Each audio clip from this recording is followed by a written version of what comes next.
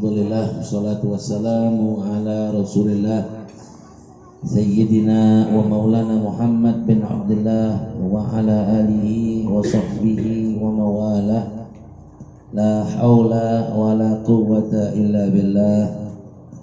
Amma ba'd, ma'asyiral hadirin muliakan Allah. Alhamdulillah, bersyukur atas limpahan taufik hidayah, nikmat sehat wal afiyah, sehingga pada malam yang sangat mulia ini kita dapat berkumpul lagi dalam rangka rutinitas kita membaca qasidah burdah memuji Nabi besar Muhammad sallallahu alaihi wasallam. Mudah-mudahan dengan barakah burdah Allah Subhanahu wa taala jadikan kita termasuk daripada khair ummahnya, umat terbaik daripada umat Nabi Muhammad yang diaku sebagai umat Nabi Muhammad yang kelak mendapatkan syafaat di yaumul qiyamah nanti. Tidaklah kita pulang dari majelis ini melainkan semua dosa-dosa kita Allah ampunin, yang punya hajat Allah Ta'ala kabulkan, yang sakit di antara kita Allah Subhanahu wa Ta'ala sembuhkan, yang bagi keluarga kita yang telah meninggal Allah Subhanahu wa Ta'ala jadikan kuburnya Allah min riyadil jannah bi hurmati burdah al-madih, amin ya rabbal alamin. Lanjutan bahasan kitab Safinatun Najah. Terakhir yang ana ingat masih berkaitan tentang apa yang haram tersebab wudu, haram tersebab janabah, atau haram tersebab haid. Wa yahrumu bil haid, maka haram orang kalau dalam keadaan haid 10 macam. Kalau kagak ada wudu haram 4. Yang pertama sholat, tawaf, megang Quran, sama nyentuh Quran. Jadi perlu diketahui hadirin, haram itu adalah kalau kita kerjain dapat marahnya Allah, dapat siksanya Allah. Kalau kita tinggal itu haram, maka dapat pahala. Jadi haram itu adalah perbuatan yang wajib kita hindari. Apa diantaranya yang haram? Yang antum tahu apa yang haram? Nyolong haram nggak? Haram. Bunuh orang haram. Berzina haram, mabuk haram. Jadi haram itu perbuatan yang mesti kita tinggalin. Nah, di sini banyak perkara yang orang kagak sadar. Dia sangka perbuatannya baik, tapi ternyata dia sedang melakukan hal yang haram. Apa di antaranya? Nah, itu sholat. Sholat yang kita kerjakan bisa sama kita punya dosanya sama seperti orang nyolong, sama kayak orang zina, sama kayak orang ngebunuh. Karena itu perbuatan haram. Haram seperti apa? Orang yang mengerjakan sholat tanpa wudu, atau orang yang sholat wudunya kagak bener. Hati-hati ya. Ente sholat tapi kagak wudu, maka sholat yang ente kerjain haram dan gak sah. Bukan gak sah doang, tapi haram ya. Atau orang itu sholat tapi wudunya gak sah. Orang kalau wudunya gak sah sama aja kagak gak ada wudu. Dia kerjain sholat tanpa wudu, hukumnya haram. Jadi haram itu banyak tipikalnya, bukan nyolong doang, bukan zina, bukan bunuh, bukan tawuran, ya. Termasuk sholat yang kagak bener wudunya itu perbuatan haram. Hati-hati, ya, hati-hati tuh. Makanya di saat lagi wudu kita disunahkan juga untuk ta'awuz, untuk baca a'udzubillahi minasyaitonirrajim, menghindari daripada godaan syaitan.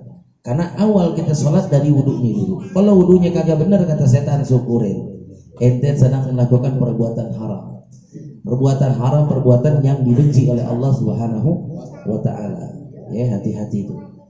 Ya, perkara berat juga. Urusan air, ya, gara-gara kita kagak bener, dia anggap nggak berwudu. Kita sholat tanpa wudu, maka itu perbuatan haram. Sebagaimana dalam nas kitab wayahrum haram. Ya, hati-hati. Wayahrum bil haid, dan haram tersebab haid. Nah, ibu-ibu nih, bagi para ustadzat yang ibunya ustadzah mungkin, atau calon istrinya ustadzah, Ngajar di masjid wanti-wanti itu dilihat. Kalau dia dalam keadaan haid hindarin. Ya nggak boleh. Di rumah boleh, tapi kalau masjid nggak boleh. Ada kemuliaan masjid yang nggak boleh didudukin sama orang yang tersebab haid, tersebab janabah. Ya, atau rumahnya di sekitaran masjid, hati-hati kalau dalam keadaan janabah nggak boleh kita ada di masjid. Haram hukumnya. Ingat, haram walaupun ada tipikalnya, kita lihat kepada siapa kita melakukan haram. Bohong haram. Ya, berzina haram. Zina juga haram. Tapi kalau kita pikirkan kayaknya gedean zina apa bohong? Kayak bagi kita. Ya enggak? Bagi kita zina kayaknya. Gedean nyolong apa ngebunuh orang. Tapi dua-duanya haram enggak? Mata kita nganggapnya itu perbuatan haram, kita anggap oh iya. Bohong atau nyolong lebih parah daripada ngebunuh. Belum tentu. Indallah, menurut Allah Subhanahu wa taala. Makanya ada satu kisah, perbuatan yang kita anggap kecil ternyata besar karena kepada siapa? Makanya ila aznabta fala tanzur ila sigharihi wanzur ila man aznabta. Kalau ente berbuat dosa, jangan lihat kecilnya itu dosa atau entengnya itu dosa, tapi lihat kepada siapa ente dosa. Pada siapa? Kepada Allah pemilik alam semesta ini. Kalau udah urusannya sama Allah jadi gede. Ya, makanya hati-hati itu. Perbuatan kecil yang kita anggap kecil ternyata itu yang dipandang oleh Allah. Makanya Sayyidina Umar ibn Khattab, Khalifah Rasulullah, Amirul Mukminin, pemimpin Islam seluruh dunia, ikut jihad bersama Rasulullah, amar ma'ruf nahi munkar. Ketika beliau meninggal, diimpikan oleh jumhur sahabatnya, "Ma fa'alallahu bika ya Umar?" Apa yang Allah perbuat pada engkau wahai Umar? Ghafarallah, Allah ampunin anak punya dosa. Wa tajawaz anna, dan Allah ampunin kesalahan yang dulu-dulu. Bijihadik dengan jihad ente, au bizuhdik atau dengan sifat zuhud ente, au bi ibadatik mungkin dengan ibadat ente. Galala kata Sayyidina Umar bukan. Gara-gara apa? Gara-gara burung kecil, burung pipit yang diikat sama anak SD, sama anak kecil, diikat, ditarik, diikat, ditarik. Sayyidina Umar melihatnya, ya Allah. Burung makhluk hidup. Akhirnya dibeli itu burung sama anak kecil, dilepasin itu daripada kakinya itu burung dilepas. Ya. Rahimtu hadzal usfur farahimullah. Aku kesian sama itu burung yang kecil, maka Allah kasih aku rahmat. Segitu amal banyaknya dia punya, tapi yang dipandang sama Allah Subhanahu wa taala adalah kesian melihat burung. Nah, hati-hati. Kita anggap kecil itu perbuatan, tapi indallah belum tentu. Kama ya'mal misqala dzarratin jarra apa? Hah? Khairan yara. Wa may ya'mal misqala dzarratin, siapa orang melakukan seberat biji sawi? Itu pernah lihat biji sawi kan? Artinya apa? Amal sekecil apapun khair, kebaikan, ya roh, dia bakal melihat dan diperlihatkan. Kita udah lupa Allah Ta'ala punya catatannya. Wa may ya'mal misqala dzarratin syarran yarah. Siapa orang yang melakukan perbuatan yang kita anggap kecil tapi itu dosa, Allah Ta'ala bakal melihat dan diperlihatkan kepada kita. Kita lupa. Makanya hati-hati. Ya. Nah, itu ada istilah, apabila kamu berbuat dosa jangan lihat kecilnya itu dosa, tapi lihat pada siapa kita dosa. Maka berhenti kita pengen lakuin dosa. Ya, orang kalau ngaji alhamdulillah bisa terdidik, terbimbing, kita punya hidup nggak sia-sia. Dipikir dia orang sholat, rajin jamaah, bakal jadi tukang azan atau tukang qomat, jadi imam sholat. Kalau dia kagak ngaji, hati-hati. Akhirnya perbuatan yang dia anggap baik ternyata itu adalah perbuatan haram. Kayak tadi, ya sholat yang dia kerjain ternyata haram. Gara-gara kagak sah wudunya atau nggak pakai wudu. Ya, nah itu dia. Nah, ini bagi ibu-ibu nih yang head nih, yang saya sampaikan pula nih kepada mbak ente yang seorang ngaji ke masjid dalam keadaan head. Haram. Wanti-wanti wanita yang head apa ya? 10 macam yang haram. As-sholat kagak boleh. Wa tawaf juga nggak boleh. Wa masul mushaf, pegang Quran, gitu juga Yasin yang kita pegang. Kadang-kadang lagi tahlilan, orang mau per Yasin nih, baca Yasin lagi kagak ada wudu. Ente pegang Yasin Quran bukan? Quran. Ente pegang, ente melakukan perbuatan Yasin sampai habis, kecakep. kagak megang HP, kagak celingak-celinguk, dia khusus di saat lagi tahlilan Yasin wal Qur'anil Hakim dia pegang Ustaznya. Anggap nih Yasin dia pegang. Ya, di saat itu dia lagi dihitung sebagai orang pelaku haram. Bahaya nggak? Bahaya. Ya, Yasin wal Qur'anil Hakim, mudahan kita harap di situ. Ya, digeletakin di karpet. Pas nenteng berkat, semangat banget. Shallu ala Nabi. Wah. Gitu. Hati itu. Ya. Shallu ala Nabi. Kita ngomong shallu ala Nabi, ngajak orang sholawat tapi nandain orang pulang. Kadang-kadang nandain orang pulang shallu ala Nabi kita. Ya, shallu ala Nabi itu artinya apa tuh? Angkut tuh apa yang ada. Ya.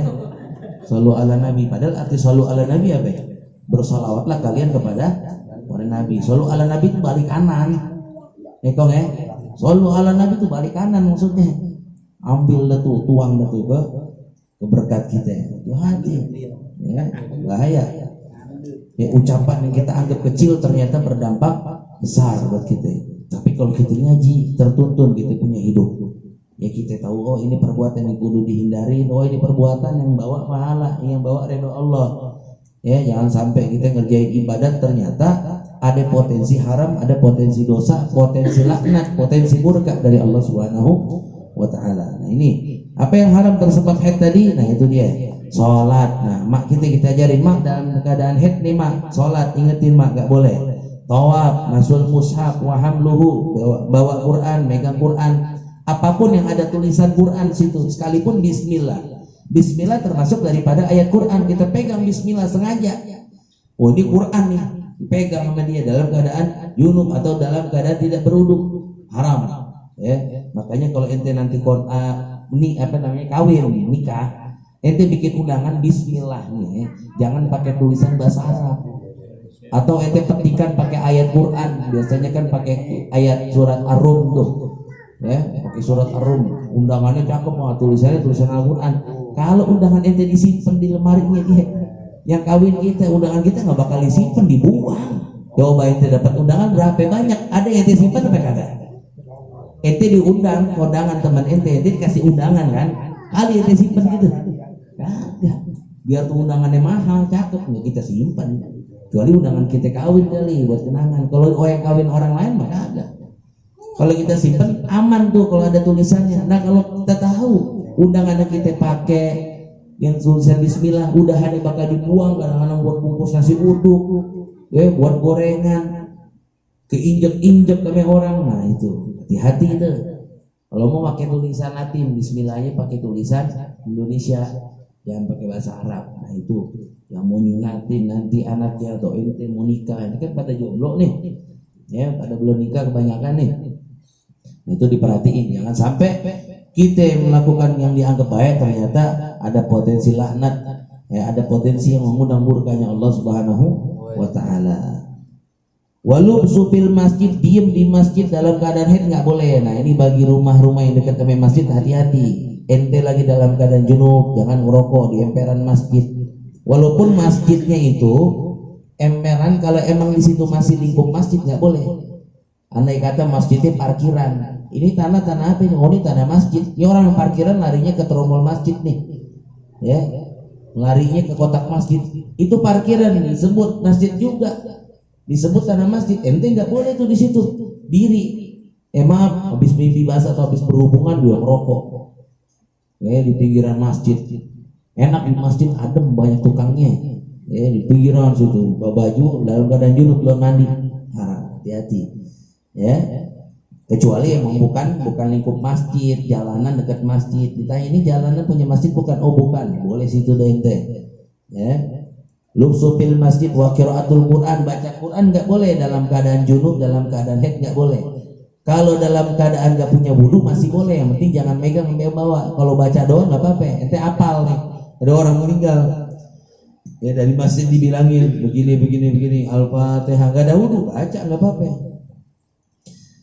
Akhirnya masjid bilangin ini ada yang meninggal nih, itu dalam keadaan janabah, Al-Fatihah jangan baca, karena itu Al-Quran haram tuh. Orang yang junub, orang yang haid baca Quran haram.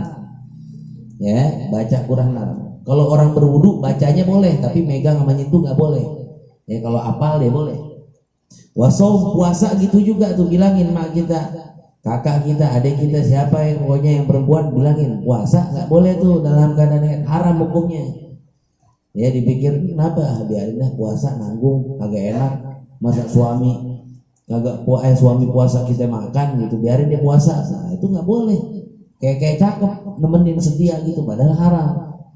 Ya buat tolak, cerai wanita dalam keadaan haid haram dicerai, nggak boleh. Ya walaupun sah, jatuh tuh. Wal murur bil masjid in khobat alwisahu, atau melewati masjid kalau takut ngotorin.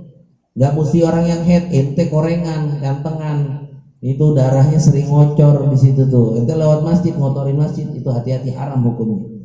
Makanya dikias tuh, ngeludah, ngerokok di masjid jangan. Ya hati-hati.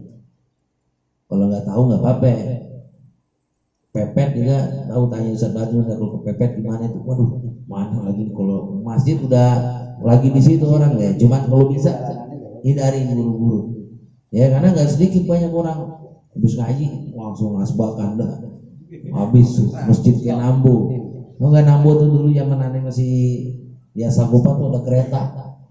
Tebel dia punya asap tuh. Tujuannya cuman dari mana? Citayam sama Manggarai. Bukan pakai listrik, kayaknya asap pengepul. Ya. Masjid dibikin ke bulan ini. Kalau garum antes. Ya.